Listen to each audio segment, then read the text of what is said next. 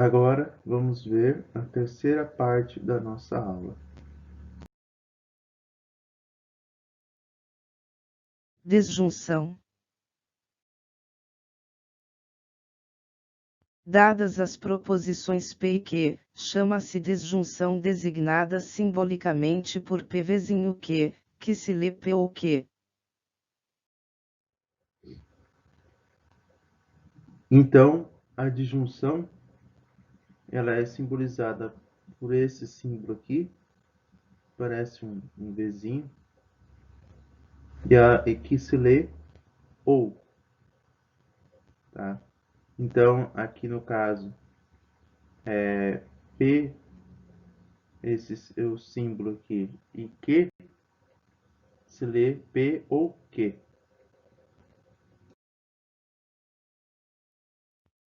O valor lógico da proposição é verdade quando uma das proposições, ou ambas, é verdade e é falsa quando ambas proposições forem falsas. Pessoal, anota essa parte aqui, que isso aqui é muito importante, tá?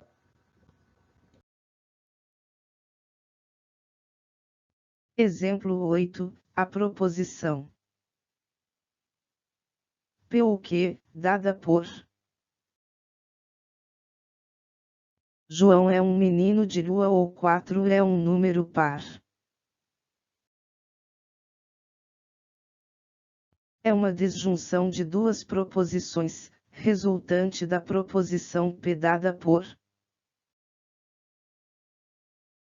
João é um menino de lua. E a proposição Q dada por 4 é um número par.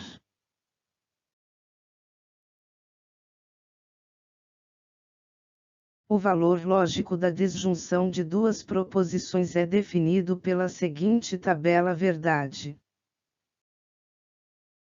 Então, agora vamos aqui escrever a tabela verdade da disjunção. Essa tabela tem que ter uma coluna para o P, uma coluna para o Q e uma terceira coluna para o P ou Q, né? Então, a gente já viu todos os casos antes, né? Então, quando P é verdadeiro e Q é falso, então P ou Q vai ser verdadeiro. Quando P é verdadeiro e Q é verdadeiro, então P ou Q vai ser verdadeiro. Quando P é falso e Q é falso, P ou Q vai ser falso. Quando P é falso e Q é verdadeiro, P ou Q vai ser verdadeiro. Lembram aquilo que eu falei para vocês anotarem? A gente consegue ver aqui na tabela verdade. Então, quando uma das proposições é verdadeira, né, no caso aqui e aqui, então a proposição com a disjunção vai ser verdadeira. Quando ambas as proposições forem verdadeiras, então a proposição com a disjunção vai ser verdadeira. Mas ela é falsa apenas quando as duas proposições aqui são falsas.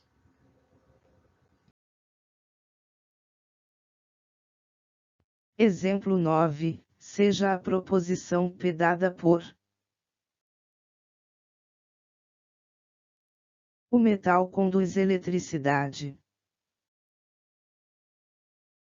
No caso, essa proposição é verdadeira. E a proposição Q dada por o mercúrio é plástico. No caso, essa proposição é falsa. Então P ou Q dada por o metal conduz eletricidade ou o mercúrio é plástico,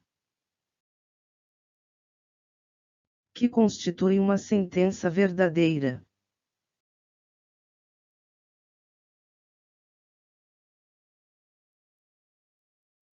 Observação: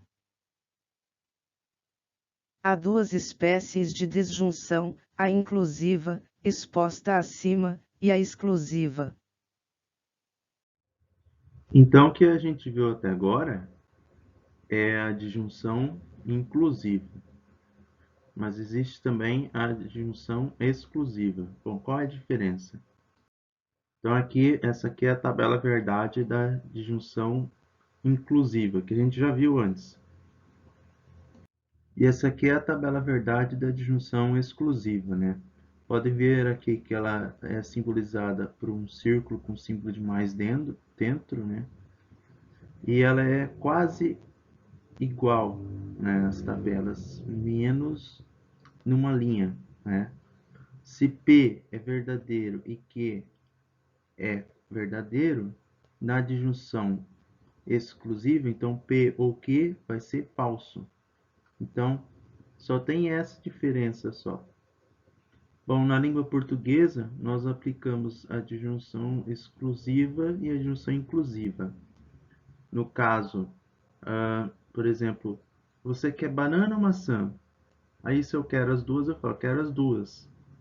Então, aqui, no caso, é aplicada a disjunção inclusiva. Agora, se eu falo, você vai para o norte ou vai para o sul? Então, no caso, você não pode escolher os dois. Você vai ter que ir para algum lugar, né? Para o norte ou para o sul. Então, aqui vai as duas, se escolher as duas, vai ser falso.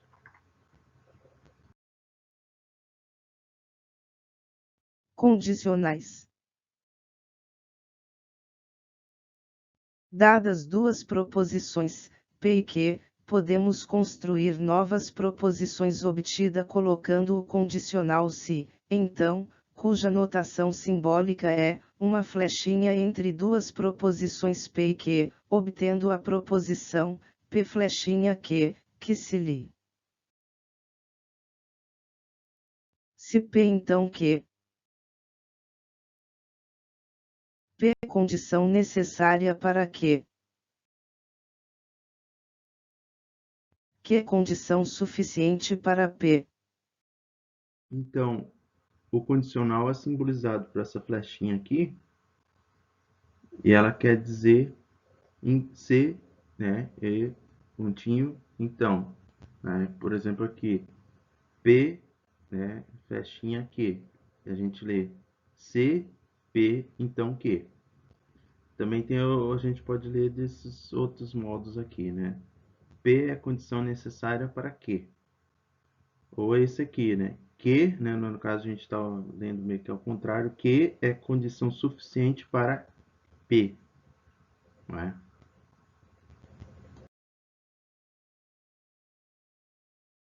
A proposição P chama-se antecedente da implicação se P então Q. E Q chama-se o consequente da implicação se P então Q.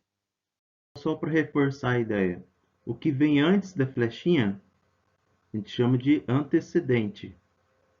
O que vem depois da flechinha a gente chama de consequente.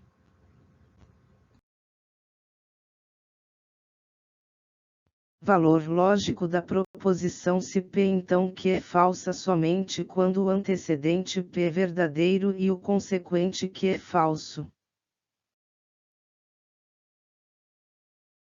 Nos demais casos, a proposição se P então Q é verdadeira. Anota bem essa parte aqui, tá? Isso aqui vai ser muito importante.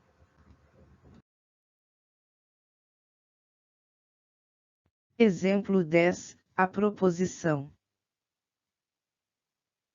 Se P então Q dada por. Se João é um menino de rua, então 4 é um número par. É uma condicional de duas proposições, resultante da proposição P dada por. João é um menino de rua. E a proposição Q dada por. 4 é um número par.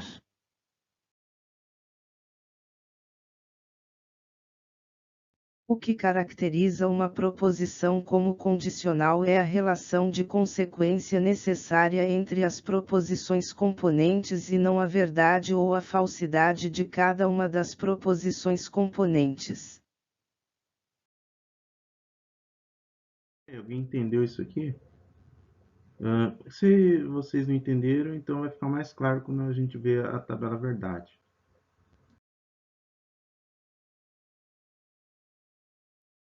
O valor lógico da condicional é definido pela seguinte tabela verdade. Agora vamos escrever a tabela verdade, né?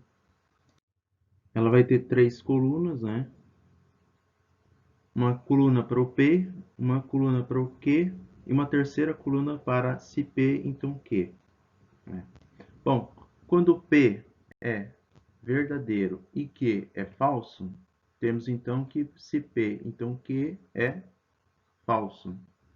Quando P é verdadeiro e Q é verdadeiro, se P, então Q será verdadeiro. Quando P é falso e Q é falso, P, se P, então Q será verdadeiro. Quando P é falso e Q é verdadeiro, se P, então Q será verdadeiro. Lembra aquilo que eu falei para vocês anotarem? A gente pode ver aqui na tabela. Ó. O condicional só é falso quando o antecedente é verdadeiro e o consequente é falso. Né? Então aqui a gente tem que se P, então Q é falso. Nos demais casos, eles vão ser verdadeiros. Por isso que naquele parágrafo ele fala que o que caracteriza condicional é a relação de consequência, né? Porque a gente pode ver que nessa linha aqui, o P é falso e o Q é falso, e se P, então Q será verdadeiro, né? Bom, como a gente pode entender isso? Um exemplo que eu dou sempre em sala de aula é o seguinte: imaginar como se a gente estiver construindo um muro, né? Então eu vou pagar um pedreiro para construir esse meu muro. Se eu falar assim, se você construir meu muro, eu vou te pagar R$ 300. Se o pedreiro construir o muro, eu pago, então vai ser verdadeiro, né? Se o pedreiro não construiu o muro e eu não paguei, vai ser verdadeiro também, né? Porque ele não cumpriu a parte dele, eu também não vou cumprir minha parte. Se o pedreiro não construiu o muro e eu paguei, bom, vai ser verdadeiro porque eu faço o que eu quiser com o meu dinheiro, né? Não, ele não fez, mas eu vou ajudar ele, né?